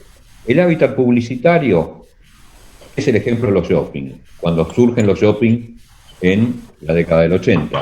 A eso se refiere con el hábitat publicitario. El institucional se refiere a los grandes edificios públicos, no sé, el Congreso de la Nación, la Biblioteca Nacional, etcétera, etcétera. El barrial se está refiriendo a la casita de barrio. El marginal se está refiriendo a las villas y asentamientos. El restrictivo se está refiriendo a cárceles, hospitales. Después los voy explicando uno por uno. El regulado se refiere a los conjuntos de viviendas en términos generales. El rentable se está refiriendo a la propiedad horizontal, a los edificios de vivienda de propiedad horizontal y oficinas. Y el utilitario se está refiriendo a fábricas de depósitos. Por poner un panorama general para que se ubiquen. A cada uno de ellos les atribuye un sentido. En el hábitat publicitario, el sentido es el estímulo. En el institucional, el sentido es justamente que sean un emblema, que esos edificios sean un emblema. En el barrial, el establecimiento, o sea, establecerse en determinado barrio. En el marginal, el sentido pasa por la precariedad. En el restrictivo, por el control, dijimos cárceles y hospitales. En el regulado, por la homologación, o sea, cada uno de esos conjuntos. En cada uno de esos conjuntos, cada unidad está homologada a las otras y cada torre está homologada a las demás torres. El rentable, donde el sentido que prima es la mercancía, es concebir la vivienda o la oficina o el inmueble como un producto de mercado, una mercancía. El utilitario, fábricas y depósitos, dijimos, como herramienta. Ahora bien, lo otro que le agrega en este caso es que esos sentidos se tengan entre dos polos opuestos. O sea, el sentido condensa ambas polaridades. Nunca es completo de una cosa a la otra. Entonces, en el publicitario se tensa el sentido del estímulo entre la novedad y la instauración. O sea, y esto lo podemos pensar para cualquier cosa publicitaria. Hay un producto nuevo, hay una publicidad nueva, se estimula para que la gente consuma esa novedad. Pero al mismo tiempo el objetivo también es la instauración, es que ese producto quede. Con lo cual el sentido se tensa por dos polos contradictorios. En el institucional, obviamente, pongamos por caso el edificio del Congreso Nacional, obviamente tiene que ceñirse al canon. El canon de todos los congresos, de todos los edificios públicos, neoclásico, con la cúpula, etcétera, etcétera. Pero al mismo tiempo tiene que ser distinto, porque no puede ser exactamente igual el Congreso de la Nación Argentina que el Congreso de Berlín o el de Washington. Entonces hay un término de ruptura. En algún lado el emblema se tensa entre esas dos polaridades.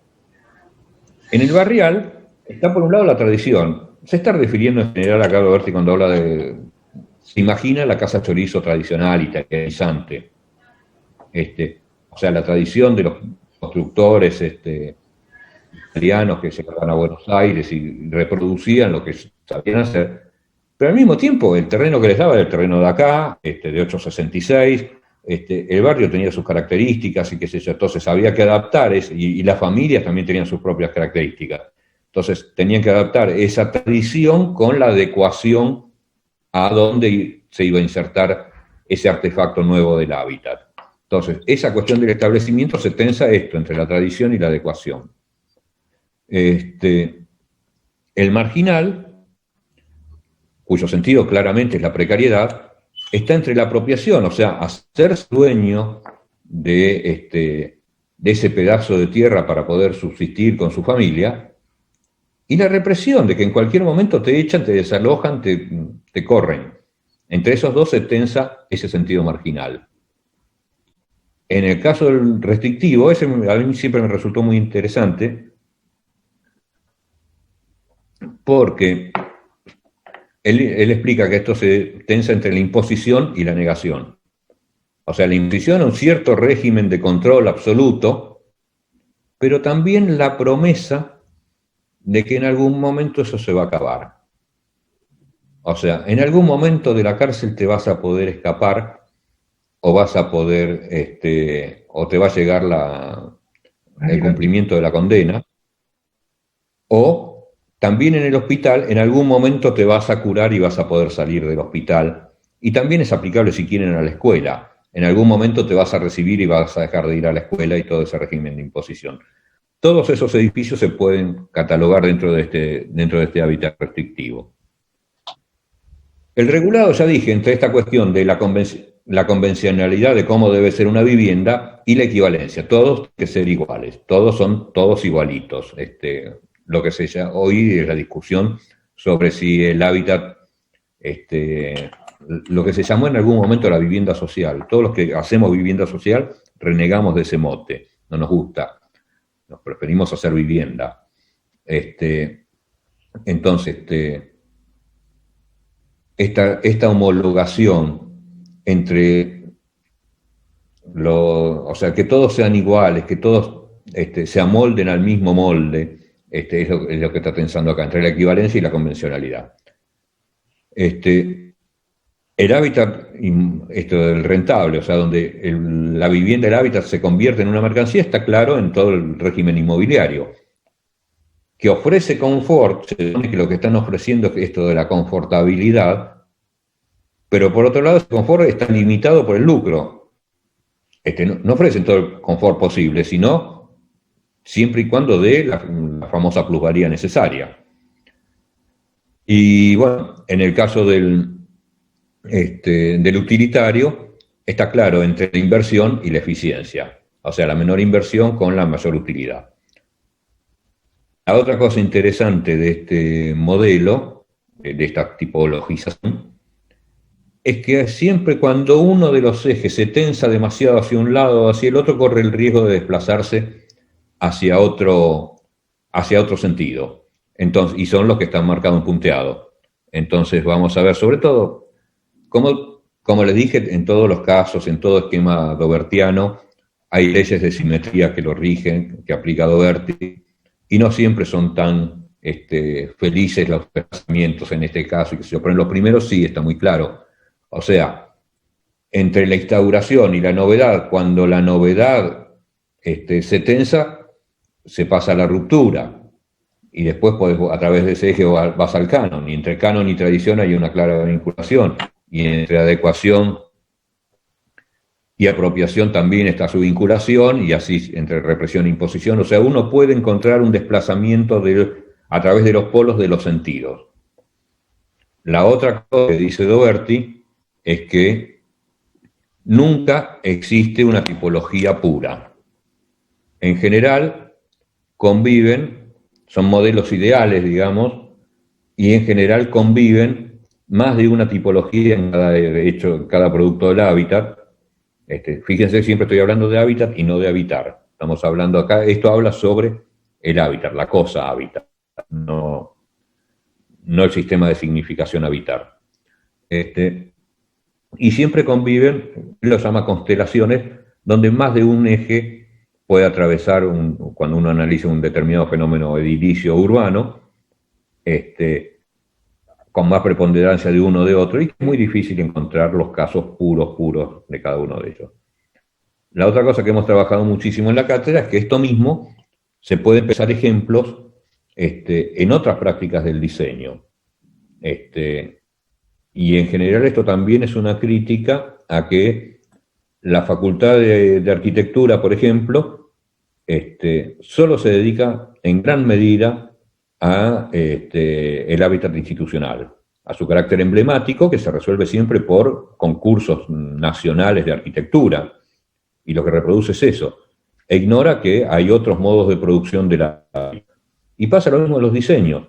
A un diseñador gráfico, la primera tarea el primer conchavo profesional que puede conseguir, generalmente es hacerle las tarjetitas para un cumple de 15, o un afiche para un volante para el almacén o el chino del barrio para andar volanteando, o alguna cosa por el estilo. Eso no se le enseña. Se le enseñan las grandes campañas publicitarias, o ¿cómo es que se llama? La identidad institucional de una empresa. Cada de estas tipologías está sacralizada en su... y no reconoce los otros modos de producción del hábitat. Justamente, ¿y en qué varían? Más allá de la cuestión emblemática, digamos, la cuestión significativa, podemos ver claramente que si lo llevamos a analizarlo bajo el modelo anterior del circuito de producción y apropiación, en el caso de la arquitectura, por ejemplo, la tematización es externa al arquitecto. O sea, el que le da el encargo es el que le tematiza. Pensemos en las grandes obras, ¿no? Sea el Estado, sea un inversor inmobiliario, sea quien sea, alguien le dice qué es lo que quiere hacer, y hizo todo un proceso donde intervinieron distintos profesionales para determinar ese programa de necesidades. Y después los actores se van multiplicando y se llega a la obra, y hay otro arquitecto que es el director de obra y el jefe de obra, y están los obreros, y después cuando llega el momento de la apropiación, supongamos el caso de un edificio de viviendas, quien va a vivir ahí no es el mismo que hizo el encargo. O sea, el que encargó el trabajo puede ser, ya digo, tanto un agente inmobiliario como el Estado Nacional, pongamos el caso de la vivienda. Pero el que va a vivir ahí es alguien que no fue parte de la tematización, es parte del uso. En cambio, cuando vamos al hábitat marginal en la villa, todo se puede concentrar en una sola persona. O sea, es el mismo tipo el que proyecta, el que tematiza, el que construye y el que habita. Y en cada caso los personajes son diferentes. En el hábitat barrial, generalmente desaparece la figura del arquitecto, pero sí hay un proyectista, y a veces es un maestro mayor de obra, o a veces es un albañil con experiencia, o una empresita constructora. Y ahí sí, el que tematiza y el dueño de la vivienda es la misma persona. Cada uno de estas prácticas, de estas tipologías, tienen un modo de producción particular, actores diferentes, tareas más extensas o más breves. En general, en la villa, el proyecto es muy breve. Quiero hacer una pieza de 3x3, un 3x3, un 4x4. Y sobre el pucho, ¿y con qué se construye? Y con lo que tengo. En medio de la precariedad construyo con lo que tengo. No elijo si lo voy a hacer de lado, de chapa o de madera. Con lo que tenga. En cambio, digo, cada una de estas tipologías puede ser analizada y pormenorizada. A mí lo que me parece interesante en términos de este curso y en términos del habitar es pensar que podemos construir un modelo similar a este de acuerdo a lo que queramos analizar. Esto es específico para la arquitectura. Para mí es interesante como modelo de análisis, donde estamos analizando los sentidos y no necesariamente estamos analizando los productos solamente. Pero bueno, ahora tanto que querían hablar las artistas, a ver cómo se lo están imaginando este proceso, esta tipologización en el arte. A ver. Sí, hay una... Pero antes te quiero hacer una pregunta. ¿Por qué ha fracasado tanto el modelo regulado, o mal llamado, como decías vos, la vivienda social? Que me parece que siempre se aplica eso que decía Evita que había que evitar, perdón la redundancia, que era pensar lo pobre con mentalidad de pobre. Porque no cuando interviene un particular, sino cuando interviene el Estado. Por ejemplo, a mí me da vergüenza pasar por la Villa 31 en Buenos Aires y ver el cartel de la Facultad de Arquitectura asesorando. Porque me parece que nuestra obligación es pensar lo pobre, como decía Evita, con mentalidad de rico, no con mentalidad de pobre. Y son siempre casas como para enanos, digamos, parece Toledo, todo bajito, todo chiquito. Yo no digo que cuando el emprendimiento es de un particular, pero cuando el Estado interviene, me parece que los arquitectos todavía no han logrado imaginar un lugar agradable para el pobre y no responder solamente, digamos, bueno, lo que vos decías, que no hay recursos, que me parece que si interviene el Estado lo tiene que hacer como hizo Evita, el barrio Evita en Ezeiza, digamos, pero hagamos lo mejor, o lo más adecuado, o lo más funcional. Digamos, a mí me parece que en ese sentido los proyectos de arquitectura con respecto a la vivienda social o a lo barrial, no sé cuál sería el nombre más adecuado, le veo como un gran fracaso ideológico fundamentalmente. A ver, tengo mucho para contestarte de esto, pero vamos a hacer la ronda. Leonardo y Armando primero y Leonardo después. No, pensando lo que estaba en esto y lo que estaba diciendo Mónica, por ahí se me ocurre que habría que revisitar a Perón con el tema de la planificación y los planes quinquenales. Planes quinquenales en la década del 50, planes trienales en la década del 70. Obviamente que los planes trienales de la década del 70 quedaron en la intención, digamos, más allá y haciendo un paréntesis con el tema de que las decisiones políticas son las que determinan cuáles son las planificaciones y cuándo hay o cuándo no hay planificación. En el caso de la Villa 31 es evidente que ahí ha habido, además de falta de planificación, una falta primero del desarrollo de un proyecto y luego de la aplicación de ese proyecto concretamente, ¿no? Eso me surgió ahora. Leonardo. Después viene Gabriela. Sí, yo bueno, cada uno de los interlocutores me fue haciendo pensar algo más, ¿no?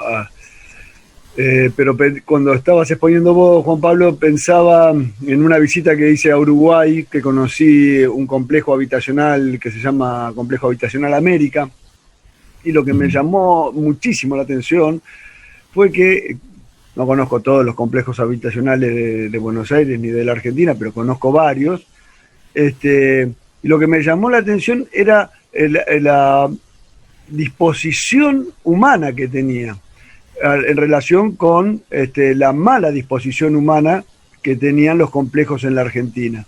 Y mi conclusión, más que que fallaban los arquitectos es que los que fallaban son los políticos. Bien. Te la tomo ahí, ya, dejala picando ahí, porque, a ver, Gabriela. Bueno, a mí, desde que leí el texto anterior, no el de tipologías, pero viene a cuento, ¿no? Se me representa un ejemplo latinoamericano. Me parece que todas estas tipologías son como muy estructuradas y cerradas y que por ahí no se corresponden con nuestra doxa, con nuestra experiencia y con nuestro habitar en América, ¿no?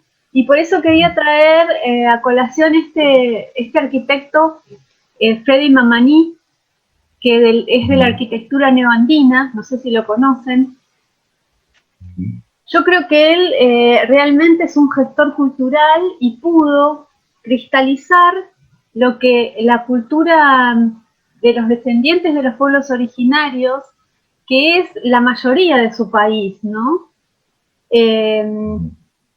Quería concretar en su habitar. Y bueno, hay una clase social en ascendencia de comerciantes, pero que tienen ese origen, y lo utilizan a él como gestor de sentido para cristalizar esos edificios que le llaman cholet, despectivamente, pero que es una mezcla entre una casa, el habitar de una casa y la vestimenta de las mujeres andinas. Entonces me parece que ¿cómo hacemos para aunar en estas tipologías, ¿no? Un espacio que sea funcional, que sea comunitario y a la vez privado, y que tenga que ver con nuestro horizonte simbólico? A ver, hay muchísimo. De todo lo que preguntaron, si tienen 3 horas, prepárense. No, pero bueno. Queremos ver la síntesis del maestro. Vamos a ir marcando algunas cosas.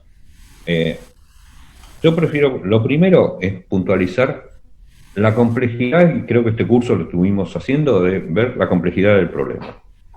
Que no se resuelve con meras consignas o con meros estilos arquitectónicos. La complejidad de actores que intervienen en todo un proceso de generación de hábitat.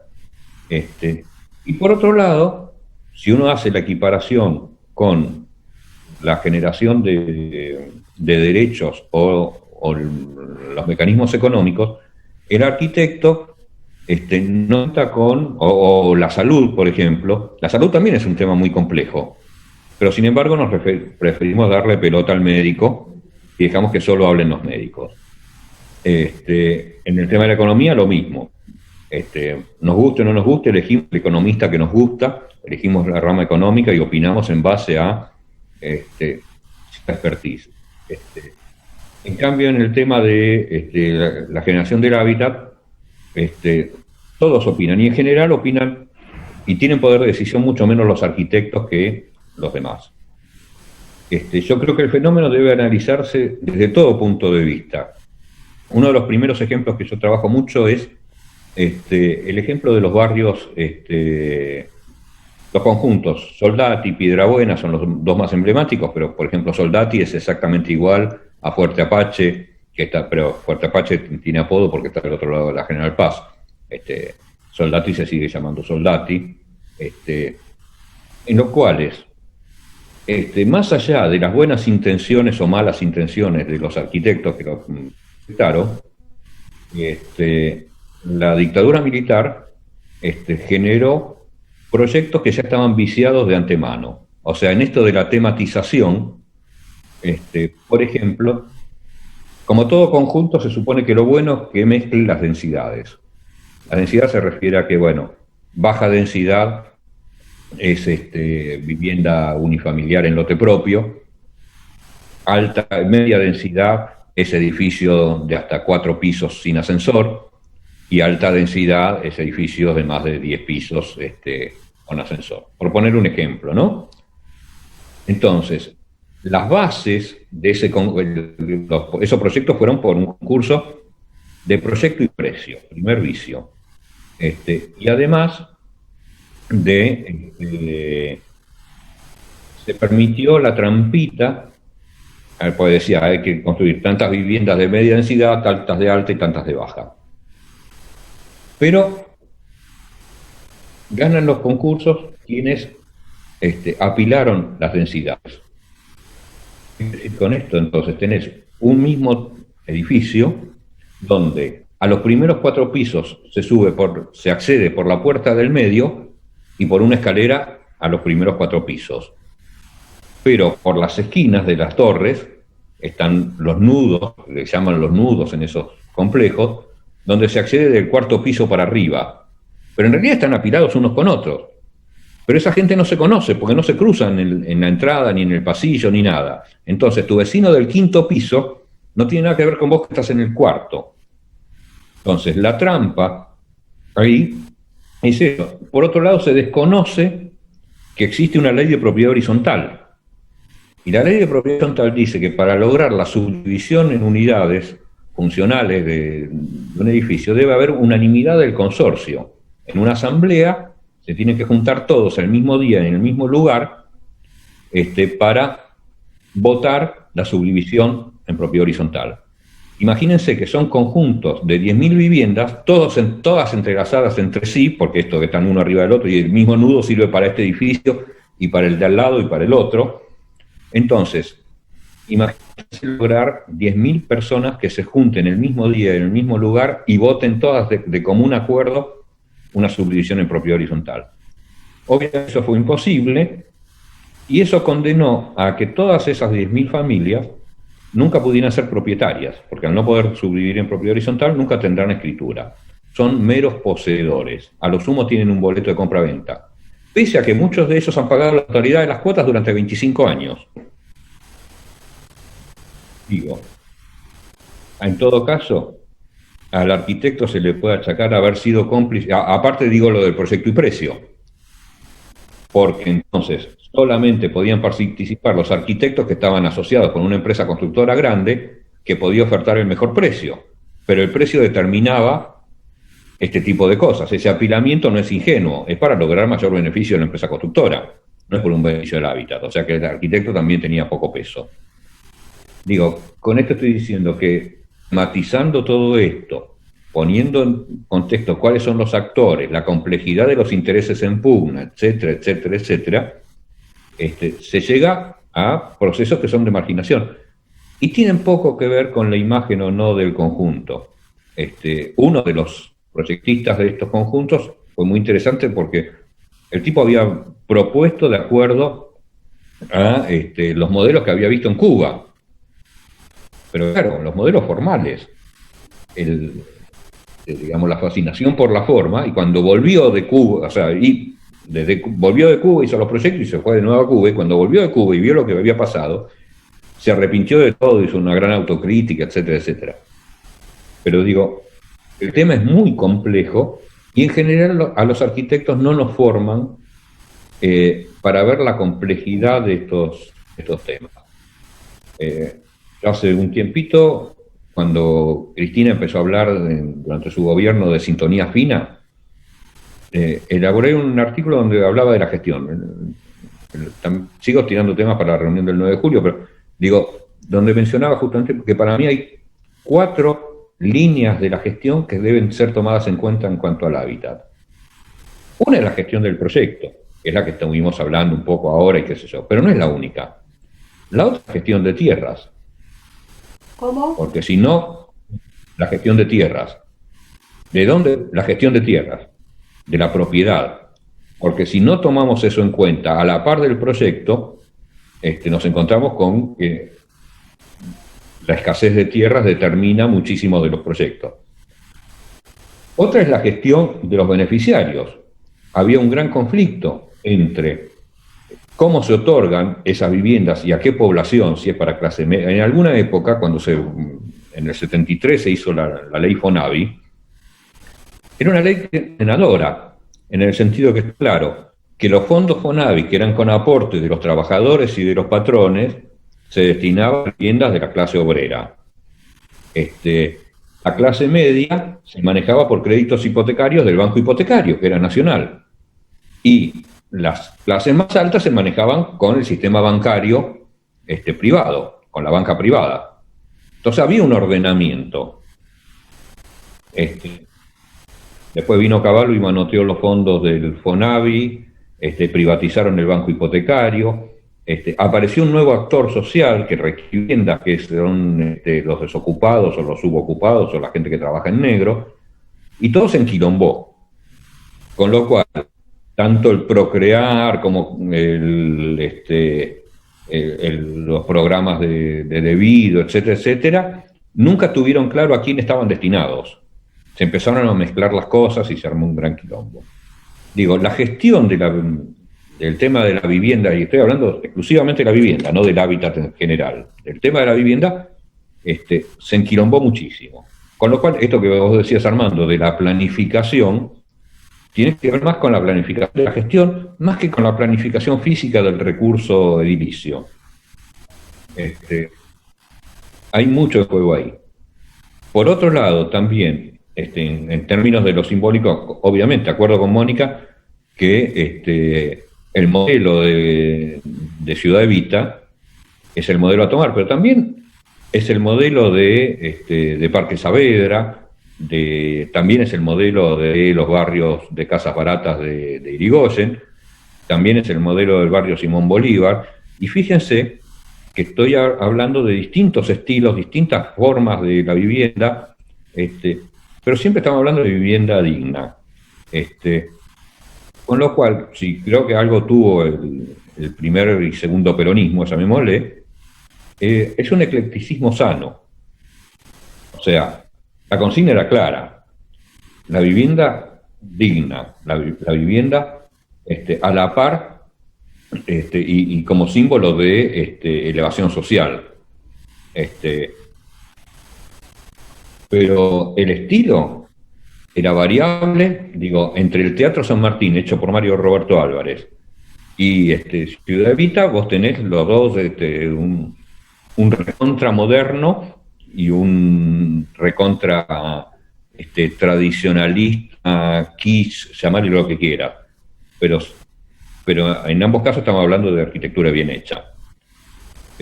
Sobre lo otro que mencionaba Mónica, el caso particular de la Villa 31,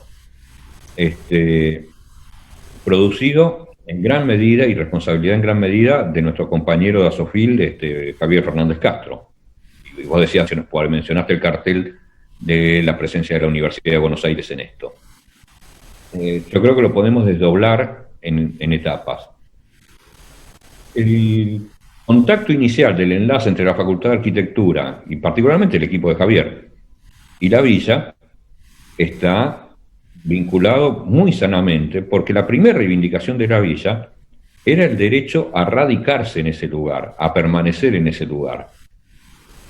Desde ese punto de vista, el proyecto urbano que se elaboró con el equipo de Javier tuvo un éxito fenomenal. Fue la primera vez que un proyecto se aprobó en la legislatura y por unanimidad, un proyecto de erradicación. Él, el trabajo que hizo sobre todo fue desmitificar los motivos por los cuales los habitantes de la Villa 31 se tenían que ir.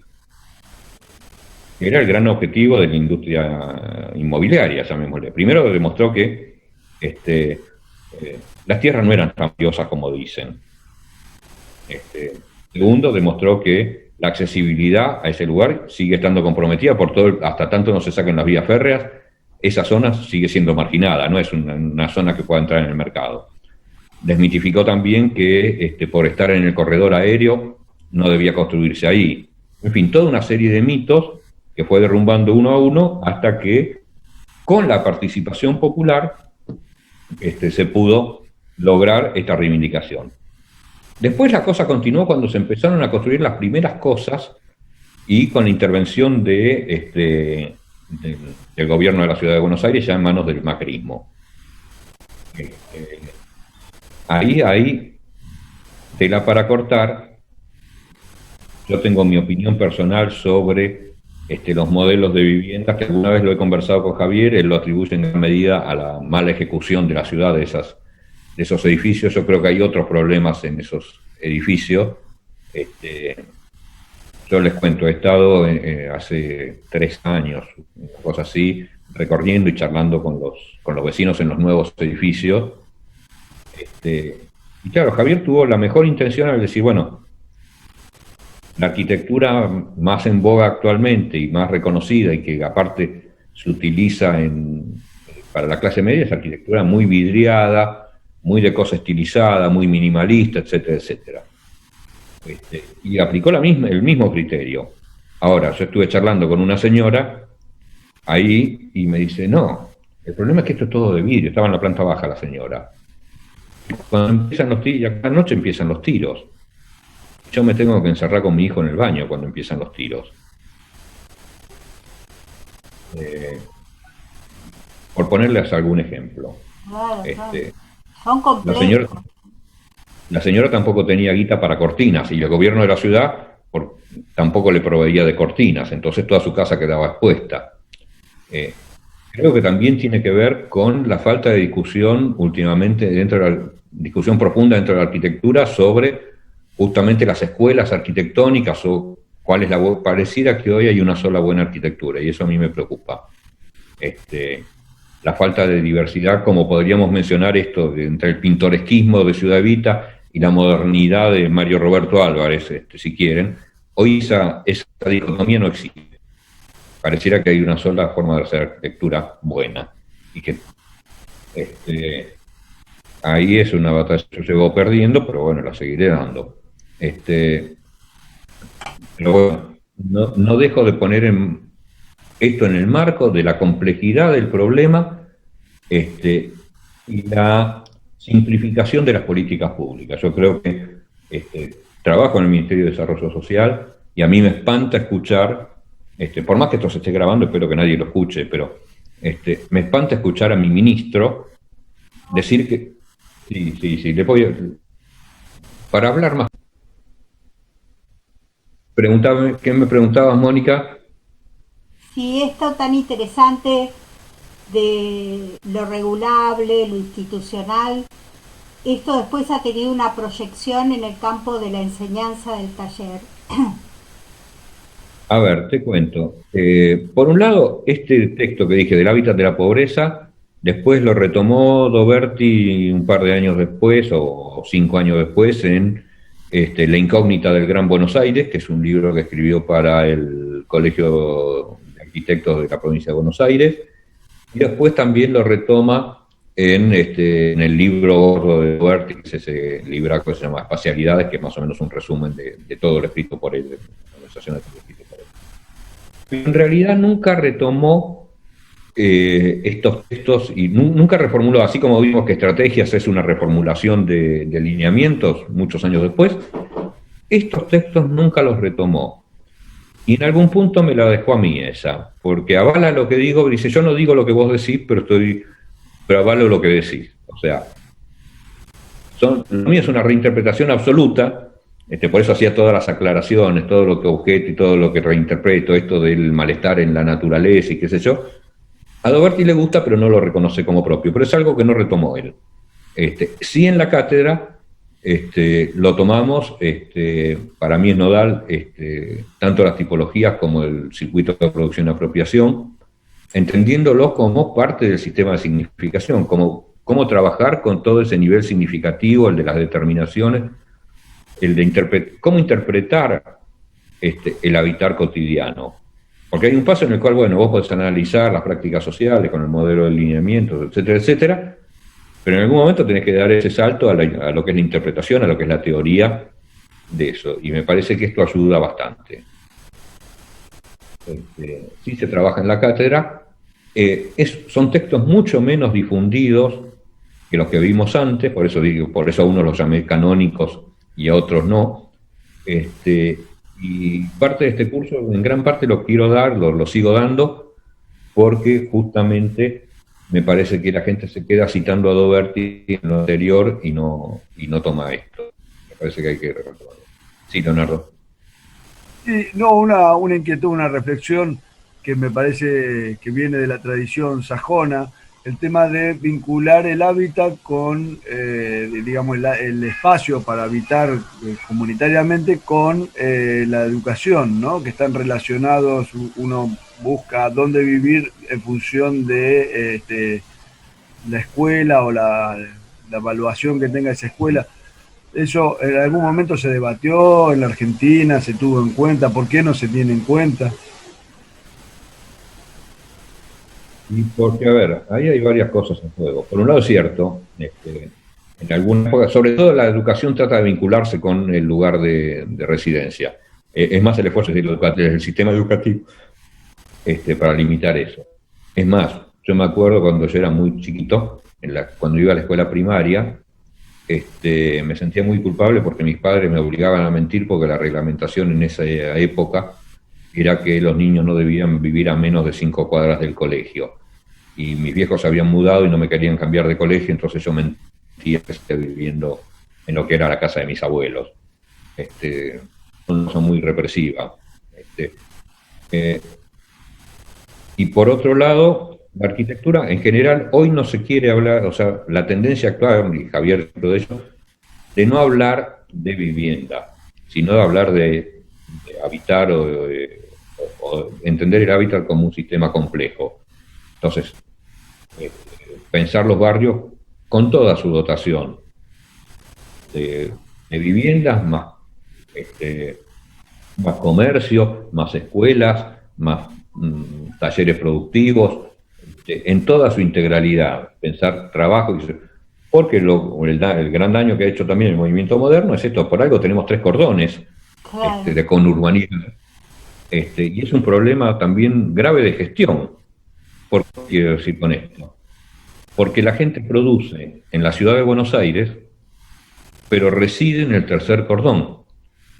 Y los impuestos entonces, la recaudación de su trabajo queda en Buenos Aires, pero él requiere el servicio de salud y educación en su barrio, en Florencio Varela. Y es carísimo. Florencio Varela entonces no tiene el presupuesto, o sea, no es tan sencillo como lo plantea el gobierno del PRO, decir, vienen acá, y sí, vienen acá, pero también producen acá, y generan riqueza acá, y consumen en su lugar de residencia. Creo que ese sistema también hay que revisarlo, y ojo, pasa no solamente en estos ámbitos, sino pasa también en el nivel urbano-rural de cada una de las provincias argentinas. El campo es el productor, pero los votos están en la ciudad. Entonces la recaudación que viene por el campo no se reinvierte en el campo, sino que se reinvierte y concentra en la ciudad. Todo un sistema, lo vos decías, Armando, de planificación, hay una complejidad. No conozco el sistema de la provincia de Buenos Aires y conozco, por ejemplo, muy bien el sistema de la provincia de Córdoba, que los menciono como antitéticos, ¿no? El sistema departamental que usa la provincia entre campo y ciudad, y el sistema de partidos que tiene partidos y delegaciones que tiene la provincia de Buenos Aires, y en ninguno de los dos casos cierra. Vos sabés, acá en La Plata existe un arquitecto compañero, no sé, Armando, si lo conocés, a Sergio Reza. Perdón, Mónica, ¿quién? Sergio Reza. No. Sergio nos hablaba que un gran problema que tiene La Plata, que ha abierto los country, con lo cual se ha extendido la necesidad de servicios cuando todavía en la parte urbana no se ha provisto de los servicios que se requieren. Entonces es un gasto para la ciudad de La Plata, contrariamente a lo que la gente quiere. Bueno, me voy afuera y entonces se libera la ciudad. En realidad se llena de costos carísimos, ampliando todos los servicios a las zonas donde se extienden los country, ¿no? Y entonces él decía, no se termina nunca de aprovechar en lo urbano todo lo que necesitamos proveer y de generar, digamos, un lugar urbano placentero o agradable, y se van armando esas especies de extensiones de country que no tienen ninguna regularidad urbanística, digamos, ¿no? Este problema sí ha sido muy estudiado por los urbanistas, hay mucha teoría sobre esto, lo que tiene que ver con el estado bobo que genera plusvalía inmobiliaria y no la recupera. O sea, el Estado invierte en servicios y el privado especula hasta tanto se valorizan nuevamente las tierras y por otro lado, también el privado en tierras que no tienen servicios, etcétera, etcétera, urbaniza, entre comillas, hace countries y después es un reclamo de montones de gente pidiendo al Estado que les provea los servicios que no tenían de entrada. Y ha llegado un punto, digo, como ya para... Dale, Leonardo, tengo una anécdota muy divertida para contar, así cerramos con la anécdota. Yo lo que quiero señalar es que los country son una maldición que construimos nosotros desde los compañeros. Yo lo digo así porque me opuse en su momento cuando militaba full time, y aparte porque se cumplió algo que era muy evidente, no porque yo lo vaticinara, que los que iban a habitar los country eran quienes estaban habilitando la barbaridad. Entonces, sí, eso es así, Mónica, pero fíjate quiénes son los que viven. Con el agravante de que muchos country figuran como terrenos baldíos todavía. Pero justamente, son ellos los que deberían cobrarse los impuestos, que dicen, no, vamos a cobrarlo para otro lado, porque a ver si me cobro impuestos yo, que aparte, ¿quién financia eso? La verdad que para mí es un desastre que hicimos nosotros. La intendencia de los prohibió. Coincido, y perdón, voy a cerrar con la anécdota, porque viene perfecto a esto que decía Leonardo. Es un quilombo que armamos nosotros. Yo era director de planeamiento físico y vivienda en Avellaneda en el año fines de los 80, pleno menemismo. Y una vez fui, en esa época se hacían bastante los encuentros, estoy haciendo memoria cómo era la sigla, de los municipios, había un foro de municipios que tenía una sigla en la parte de planificación de urbanismo. Un día vino el director de tierras de la provincia de Buenos Aires. Luego, clave si los hay. El director de tierras y el director de hidráulica son en gran medida responsables de toda la planificación urbana de la provincia de Buenos Aires y del conurbano. Bueno, y me vengo a enterar que el director de tierras de la provincia de Buenos Aires era un señor sindicalista del gremio de los textiles. Y entonces el chiste que corté todos dijimos, debe ser por esto del tejido urbano, porque si no, no se explica. Bien. Buenísimo. Creo que con esto cerramos y tenemos jugo para la próxima. Tenemos jugo de sobra para la próxima, así que nos vemos el 9 de julio. Tráiganse el chocolate y los churros y vamos a hacer una buena tarde. ¿Me parece? Perfecto. Vale. Después les mando los... Chao a todos. Chao. Bueno, Muy lindo. Gracias.